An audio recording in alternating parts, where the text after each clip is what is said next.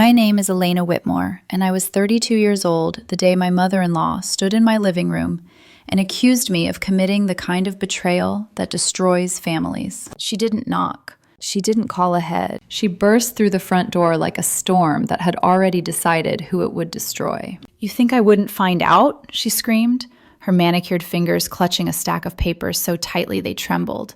"You think you could lie to this family forever?" My daughter started crying in her playpen. That sound, sharp, frightened, helpless, cut through me like glass. "You're telling me," I said, my voice shaking despite my effort to keep it steady, "that you went behind my back and did a DNA test on my child?" Marianne Keller, my husband's mother, stood there like an avenging angel, eyes blazing, lips pulled tight with vindication. "I had every right," she snapped.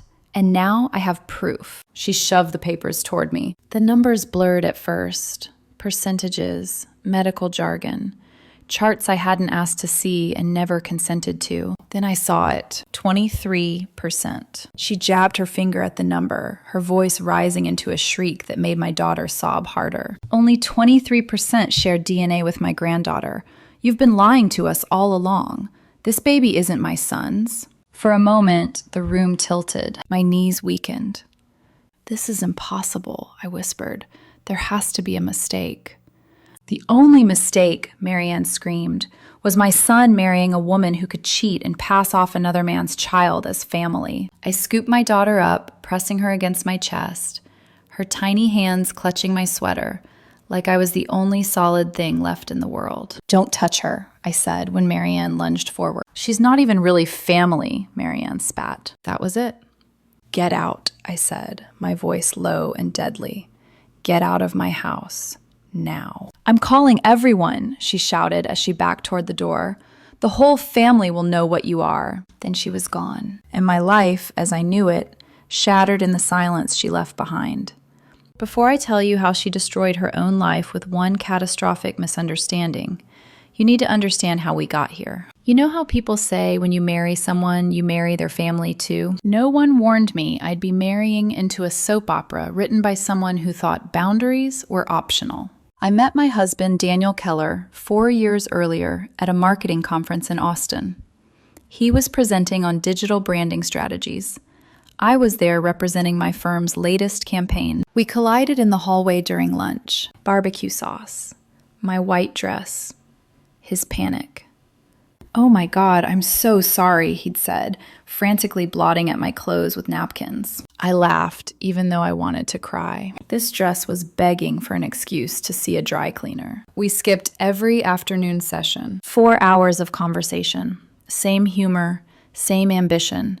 Same addiction to true crime podcasts and terrible reality TV. 8 months later, we were engaged. That's when I met Marianne. "So," she said at Thanksgiving, eyeing me over the dinner table, "you're the girl stealing my baby boy." The table went silent. Daniel laughed nervously. "Mom, don't start." She looked me up and down like a defective product. "Well," she added, "at least you're attractive. Beauty fades, though. I hope you have something else to offer." I should have run. Instead, I believed love would be enough. It wasn't. The wedding planning was hell. Marianne criticized everything, from my dress, white is presumptuous, to the guest list, to the flowers. "Marriage isn't about love," she said once, inspecting her nails. "It's about duty, bloodlines." When I got pregnant, things escalated. She showed up unannounced, criticized my medical choices, accused me of endangering her grandchild. And when my daughter was born, healthy, perfect, delivered naturally, Marianne didn't soften. She scrutinized. "She doesn't look like Daniel," she announced 3 hours after birth. That scrutiny never stopped until the day she crossed a line she could never come back from. The day she stole my baby's DNA and screamed the results in my living room. The moment Marianne slammed my front door shut, the house fell into a silence so thick it rang in my ears. My daughter, Lily, 6 months old, was still crying, her tiny body trembling against mine. I rocked her back and forth, whispering nonsense comforts, while my own heart pounded so violently I was afraid she could feel it. "This isn't real," I murmured, more to myself than to her. "This can't be real." My phone buzzed in my pocket. Daniel. I answered before the first ring finished. She did what? His voice had gone cold in a way I'd only heard once before, when someone at work accused him of plagiarism. Controlled.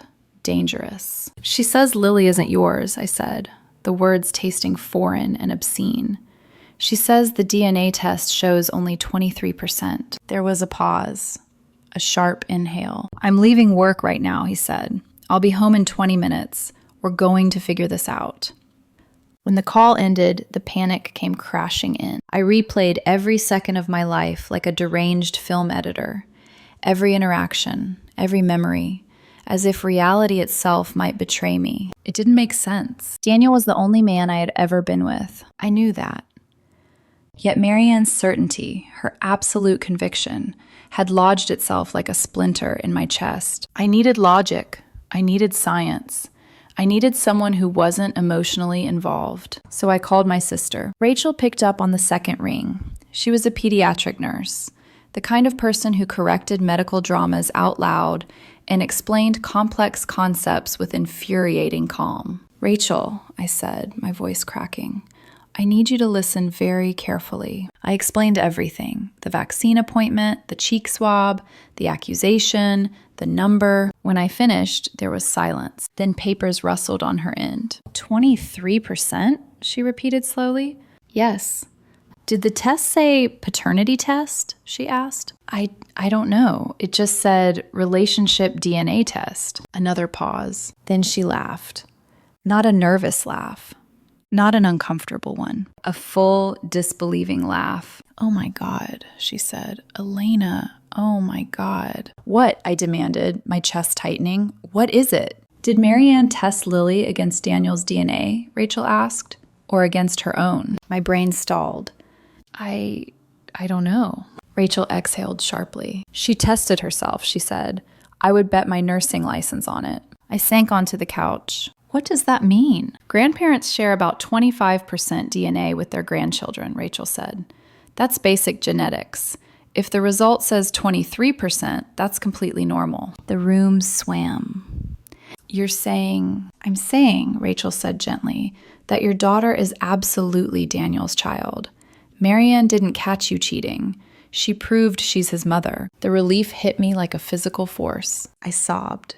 Not delicate tears, full body, gasping sobs that left me shaking. She's an idiot, Rachel continued, blunt as ever. She probably ordered the wrong test online and misunderstood every word of it. But she already told people, I whispered. She's already destroying me. Rachel's voice hardened. Then this stops being a family problem and starts being a legal one. Daniel arrived 20 minutes later to find me sitting on the living room floor. Lily asleep in my arms, red-eyed but no longer shaking. I handed him the papers without a word. He read them carefully, once, twice, a third time. This isn't a paternity test, he said quietly. It's a grandparent relationship test. His jaw clenched. Probability of biological grandparent relationship, 99.9%. He looked at me. She didn't just accuse you, he said. She humiliated you based on her own ignorance. The relief in his eyes hurt more than the fear had. I never doubted you, he said immediately, pulling us both into his arms. Not for a second. But before comfort could settle, his phone buzzed. Then mine. Then both of them wouldn't stop. Text messages, missed calls, voicemail stacking up like a wall closing in. Daniel's aunt. His cousin. A number I didn't recognize, but knew belonged to someone who'd heard. Is it true? Marianne says there's proof. You should explain yourself. One message made my stomach drop. It was from Claire, Daniel's younger cousin. I didn't want to believe it, but if there's a DNA test, Marianne hadn't waited. She'd launched a campaign. I'll call everyone, Daniel said, pacing. I'll explain. No, I said. He stopped. Something inside me had shifted. A strange calm settled over my fear. Cold, focused, razor sharp. Let her talk, I said quietly. She's already admitted to stealing Lily's DNA, without consent, during a medical procedure. Daniel froze. That's illegal, he said slowly. Yes, I replied. And she put everything in writing. Emails, texts, the test results she'd forwarded, her gleeful accusations sent to family group chats. Evidence. Beautiful, undeniable evidence. She thinks she caught me, I continued. She doesn't realize she documented her own crime. Daniel stared at me for a long moment. Then he nodded. Okay, he said. What do we do? I looked down at Lily's sleeping face, peaceful, unaware, protected. We stop reacting, I said, and we start preparing. That weekend, while Marianne continued spreading lies, we gathered everything. Screenshots, emails, voicemails. On Monday morning, we sat across from Ethan, my cousin and a family law attorney. He didn't smile once while reviewing the documents. She committed medical assault on a minor, he said. Theft of genetic material, conspiracy with the nurse, defamation, intentional infliction of emotional distress. Daniel swallowed. How bad is this? He asked. Ethan leaned back. Bad, he said, for her. For the first time since Marianne screamed in my living room, I felt something close to power. She thought she was exposing me. She had no idea she was exposing herself. And she was about to learn that some accusations can't be taken back, especially when they're written in ink and signed with your own arrogance. Marianne received the cease and desist letter on a Monday morning. Certified mail, signature required. Ethan insisted on that detail. People like her understand ceremony, he'd said. Make it feel official. Make it feel real. By noon, my phone was vibrating nonstop. I didn't answer. By 3 o'clock, Daniel's was ringing too. He didn't answer either. We let the silence do the talking. The lawsuit followed that afternoon. Medical assault of a minor. Theft of genetic material. Defamation of character. Intentional infliction of emotional distress. Reading the filing felt surreal, like watching someone else's life collapse on paper, while mine slowly stitched itself back together. She'll lose it, Daniel said quietly as he read over Ethan's shoulder. She's never been told no in her life. That prediction proved accurate within hours. Marianne showed up at our house just after sunset. No Lexus this time. She arrived in her husband's sedan, hair unstyled, lipstick smeared, clutching her phone like a lifeline. She pounded on the door. Elena, she shouted. Daniel, you can't do this to me. Lily stirred in my arms. I didn't move toward the door. Daniel stepped in front of me instead, protective without being dramatic. Go away, he said through the wood. You're not welcome here. I was protecting you, Marianne cried. Protecting you from her lies. From my wife? Daniel shot back. From my own child? I misunderstood the test, she wailed. You know I'm not good with science. I laughed. The sound surprised even me. You accused me of infidelity, I called out. You called my daughter illegitimate. You told our entire family I was a liar and a cheater. I was emotional, she said desperately. I'm a grandmother. You committed a crime, I replied. Grandmothers don't get exemptions. There was a pause. Then her tone shifted, calculated, sharp. You think this will end well for you? She asked. Dragging family through court? You'll ruin us. No, Daniel said flatly. You already did that. She left shortly after. But she didn't stop. She never stopped. She sent relatives. She sent apologies disguised as guilt. She sent long emails blaming stress, fear, love. One message stood out. I raised you. I gave you everything. This is how you repay me? Daniel stared at the screen for a long time. Then he deleted it. 2 days later, the pediatrician's office called. Not Marianne. Not her lawyer. The office administrator. Her voice was tight, professional, uncomfortable. There's been an internal investigation, she said, regarding Lily's vaccination appointment. My stomach clenched. The nurse involved admitted to accepting payment for an unauthorized DNA swab. This violates multiple state and federal regulations. Daniel closed his eyes. We've reported the incident to the state medical board, she continued, and we need to ask if you intend to press criminal charges. I looked at Daniel. He didn't hesitate. Yes, he said, we do. The fallout was immediate. The nurse, Marianne's friend's daughter, was suspended pending review, then fired, then charged. She lost her license, permanently. As it turned out, this wasn't her first ethical violation, just her last. Marianne's lawyer contacted Ethan 2 days later. They wanted to talk. Ethan smiled when he read the email. "They're scared," he said. "Good." The plea deal came quickly. Marianne would avoid jail time, but not consequences. 2 years probation, 200 hours of community service, a permanent restraining order, 500 feet from us and Lily, a formal admission of wrongdoing. When Daniel heard the terms, he didn't look relieved. He looked hollow. "She did this to herself," he said quietly. "Yes," I replied, and she documented every step. The legal consequences were serious. But for someone like Marianne, they weren't the worst part. That came later. Marianne had built her life on perception. Perfect mother, perfect wife, perfect matriarch. She chaired charity boards, hosted church luncheons, held court at the country club. And then the whispers started. "Did you hear? She stole DNA from her own grandchild, accused her daughter-in-law of cheating. There are police reports." She was quietly asked to step down from the church committee. The charity board thanked her for her service and removed her name. Country club invitations stopped arriving. Daniel's sister, Melissa, met me for coffee weeks later. "She can't go anywhere without people staring," she said. "Some of her friends crossed the street to avoid her." "I'm not sorry," I said. Melissa nodded. "Neither am I." Then came the blog. Grandparents' rights denied. Marianne painted herself as a victim, a loving grandmother cruelly cut off by vindictive parents. She left out the DNA theft, the criminal charges, the restraining order. The blog lasted 5 days. Rachel, bless her blunt, unstoppable heart, commented with links, court documents, police reports, news articles. The blog vanished overnight. The financial collapse followed. Daniel's father, Richard, owned a real estate development firm built on social connections. Those connections evaporated. "I can't get meetings," he complained during one phone call.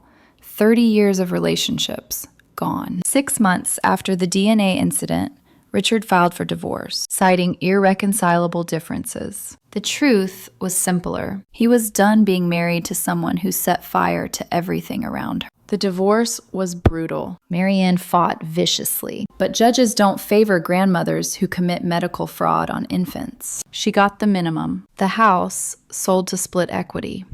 Limited alimony. A ruined reputation. "I heard she's working retail," Melissa told me almost a year later. "Folding sweaters."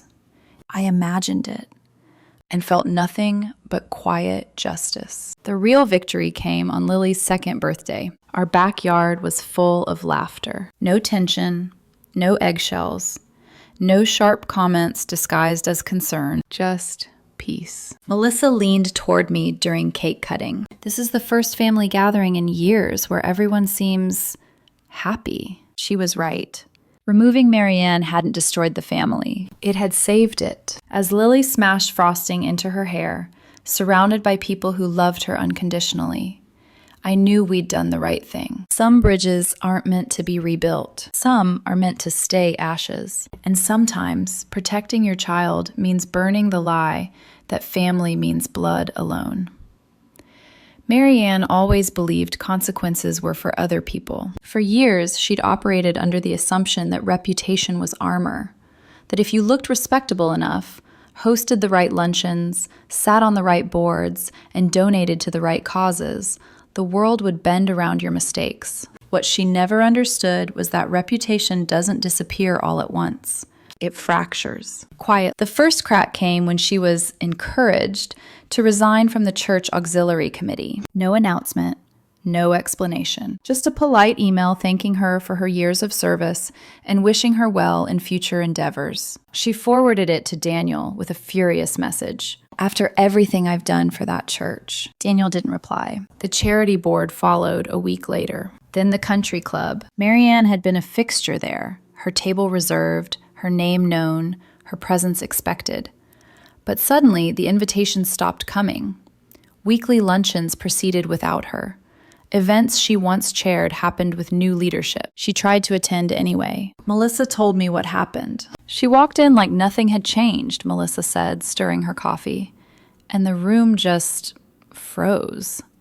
Conversations stopped. People stared. One woman literally turned her back on her. I imagined Marianne standing there, perfect posture, rigid smile, waiting for the world to resume orbit around her. It didn't. She left early. She always left early now. The social exile hit her harder than the legal consequences ever could. Probation had rules, but society had memory. And gossip. Lots of gossip. Her name became shorthand. Don't pull a Marianne. Careful. You don't want to end up like her. She tried to control the narrative.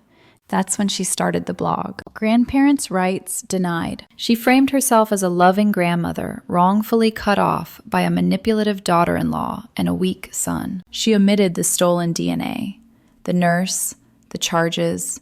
For 5 days, she posted long entries about betrayal and injustice. On the 6th day, Rachel commented, with receipts. The blog disappeared that night. The financial consequences came next. Richard's business had always relied on social capital, country club connections, charity networking, mutual favors exchanged over cocktails and golf. That network evaporated. I can't get meetings, he complained to Daniel during one call.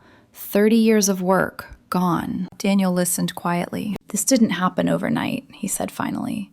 You enabled her for decades. That conversation ended badly. 6 months after the DNA incident, Richard filed for divorce. He cited irreconcilable differences, but everyone knew the truth. He was done being collateral damage. Marianne fought viciously. She demanded the lifestyle she believed she deserved. But family court judges don't look kindly on grandmothers who commit medical fraud on infants and launch defamation campaigns against their own children. She received the legal minimum. The house sold to divide equity, temporary alimony, no social safety net. Her world shrank. I heard she's working retail, Melissa told me one afternoon, almost a year later.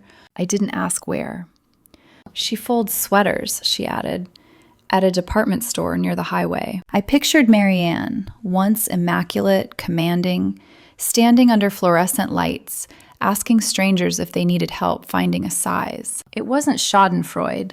It was consequence. Marianne reached out once more after the divorce finalized. A handwritten letter. No apology. Just nostalgia. We were once a family, she wrote. Surely that has to count for something. I didn't respond. Because family isn't a memory. It's a choice. And she'd made hers. The real transformation didn't happen to Marianne. It happened to everyone else. Without her constant presence, something shifted. Family gatherings became lighter. Melissa's kids stopped flinching at criticism. Richard started dating a kind woman named Susan, who laughed freely and never whispered. Cousins who'd avoided holidays started showing up again. The family didn't fracture. It healed. Lily's second birthday party was proof. Our backyard was full. Balloons, music, laughter, no tension, no rehearsed smiles, just joy. Melissa pulled me aside during cake cutting. You know what's wild? She said. This is the first gathering in years where everyone actually seems happy. She was right. Removing Marianne hadn't destroyed the family. It had removed the poison. As Lily smashed frosting into her hair, surrounded by people who loved her without conditions, I felt something settle inside me. Peace. Not triumph. Peace. Some people told me I should feel guilty, that I should have been the bigger person, that forgiveness was expected. But forgiveness doesn't mean access, and boundaries aren't cruelty. They're protection. Marianne didn't lose her family because of a misunderstanding. She lost it because she chose suspicion over trust, control over love, ego over empathy. Every consequence, the charges, the exile, the divorce, the isolation, stemmed from that choice. I don't feel bad. I feel free. And that freedom was the greatest gift I could give my daughter. Lily is 4 years old now. She has Daniel's eyes, soft brown, thoughtful, and my stubborn streak, which shows up whenever someone tells her she can't do something. She's curious, fearless, and deeply loved in a way that still catches me off guard sometimes. She doesn't remember Marianne. She never will. And that's not a tragedy, that's a gift. The night of Lily's 4th birthday party, after the last balloon deflated and the final guest waved goodbye.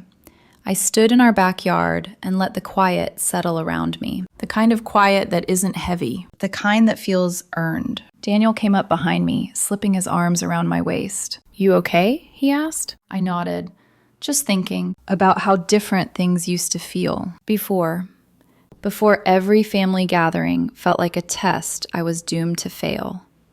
Before every parenting decision was questioned. Before love came with conditions and loyalty came with surveillance. "You know," Daniel said, resting his chin on my shoulder, "I used to think family meant endurance, putting up with things because you're supposed to." I turned slightly to look at him. "And now?"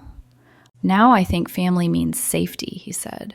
"For Lily, for us." That was the lesson Marianne never understood. She believed DNA gave her ownership, that bloodlines granted authority, that being a mother or a grandmother meant she could cross any boundary without consequence. She was wrong.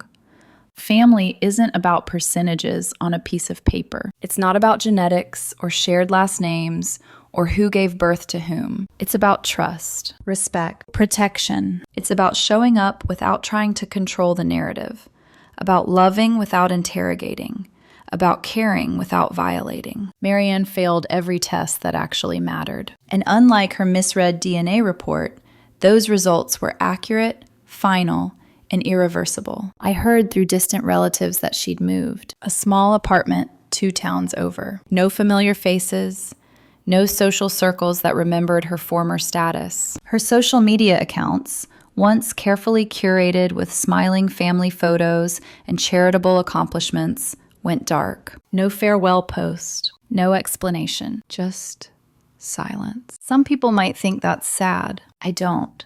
Because silence is sometimes the only thing left when manipulation no longer works. Every now and then, someone asks me if I regret how far things went, if I think I should have shown mercy, if I worry about how it all looks from the outside, especially as a woman, especially as a mother, because there's always an expectation that we forgive, that we absorb damage quietly, that we prioritize harmony over safety. But here's the truth no one likes to say out loud. Being the bigger person is overrated when someone actively tries to erase your child, when someone steals from your baby's body, when someone smears your name and calls it love. Marianne didn't make a mistake. She made a choice, and every consequence that followed was built on that choice. Lily will grow up knowing her parents protected her, that we didn't hesitate, that we didn't compromise her safety to keep the peace. She'll grow up surrounded by people who respect boundaries